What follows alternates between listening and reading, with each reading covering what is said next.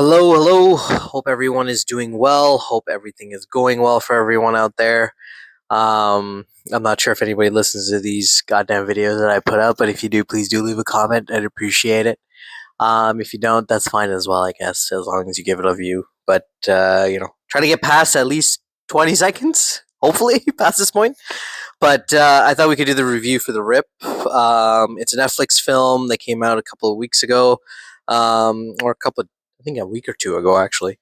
It stars the talented Ben Affleck, Matt Damon, Sasha Cal, Scott Adkins, Tiana Taylor, Stephen Yun, Lena Esco, Kyle Chandler, and Catalina Sandino Moreno, who also stars in the show, if I'm not wrong, From that is also coming back very soon. If you haven't seen From, it is available on Paramount Plus, and I think that's about it, or maybe Prime too. I think Prime might have it. I'm not 100% sure, but definitely give that show a watch. It's kind of like Stranger Things meets It Welcome Dairy, but it's like its own little thing.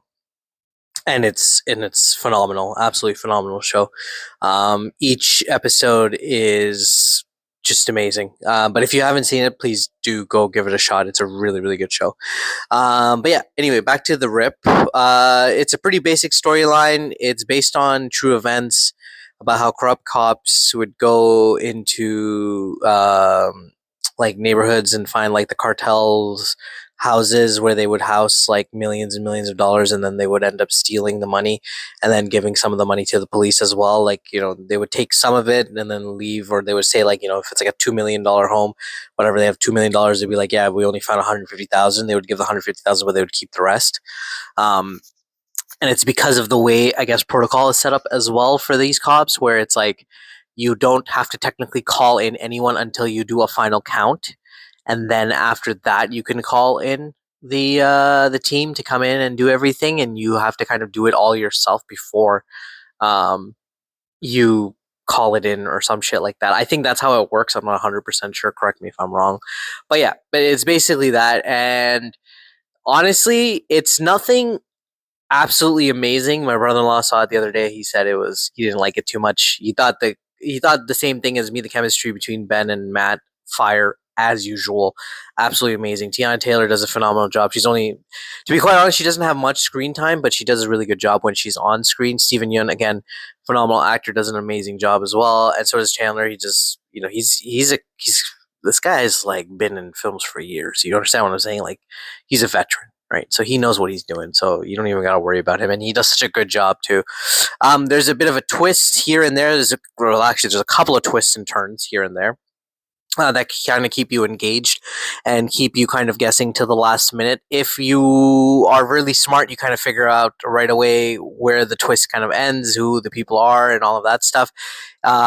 If you are a little slow, then you will be like, oh, oh, right. But then at the end, you'll be like, oh, well, that was kind of obvious. And then you'll be like, oh, okay, I guess.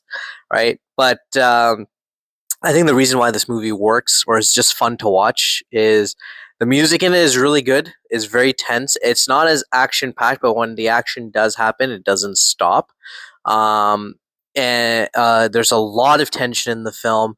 There's a lot of moments where you feel like the music kind of like raises its volume, and you feel like something bad's gonna happen, but then it doesn't happen, and then right after that, something bad does happen. So it's kind of crazy on that part as well.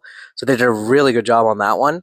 Um, the chemistry between Matt and Ben, like, these guys are brothers. I am almost convinced they were like probably long lost brothers who just happened to find each other, and the mothers knew about it, and like one of the mothers gave up the other kid to the other mother or some shit, and that's why they're like best friends, and that's how it turned out to be. But they're really brothers because they just they're so effortless. I'll be honest, like, they're so effortless when they're on screen, and their chemistry is beyond anything. It just looks like you're watching two buddies working together. Like, you're not watching actors act. You're just watching two real life people just who know each other, just having the time of their lives, just living their best life, doing movies that they love to do. And I think that's why the movie works as it does. I know there was a story that came out that where Matt Damon said that he had to convince Netflix to, like, um what do you call it, save some of the lines or some of the story in the film, because Netflix felt like the lines were too complicated, or it'll say, or it would like take away from the audience, or the audience wouldn't be invested enough. And unfortunately, I don't know how much of it he got to save, but I do feel like if Matt Damon and Ben Affleck had full right and full control over this, I feel like this film would have been much, much better. There would have been a lot more to gain from this film than what we got, and I'm just happy with what we got, because I do understand the frustrations when it comes to that, especially with companies like Netflix who like meddle, and like they think they know what's best, and they try to like reduce things and like take away stuff and stuff like that.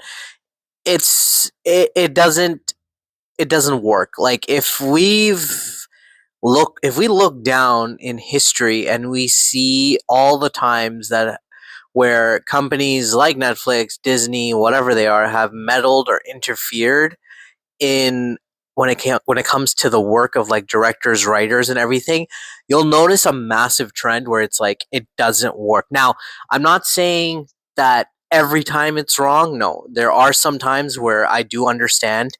I hate to bring it up. I think it's the time of maybe Zack Snyder's, where they do kind of like with Warner Brothers and Zack Snyder situation, where um, they meddled, and it kind of helped Zack Snyder's cause, because there was a lot of things he wanted to do with the Justice League movie, and it kind of didn't work. Whereas there's other times where it doesn't really work, which is one of these times. I would say that it doesn't. I feel like if Netflix did have any say, or they did do something about this, then maybe that's why the movie didn't feel as complete as it should have. But overall, I think it's an okay film. I'm gonna give it a 6 out of 10. It's definitely worth a watch. It's like something you would watch while you're eating, or like doing something, or you're not really focused on it. It's nothing amazing, but it is a good watch. So I definitely ask you, or would request you to give it a shot, and let me know what you guys think. And I'll catch you on the next one. Have a good one, guys.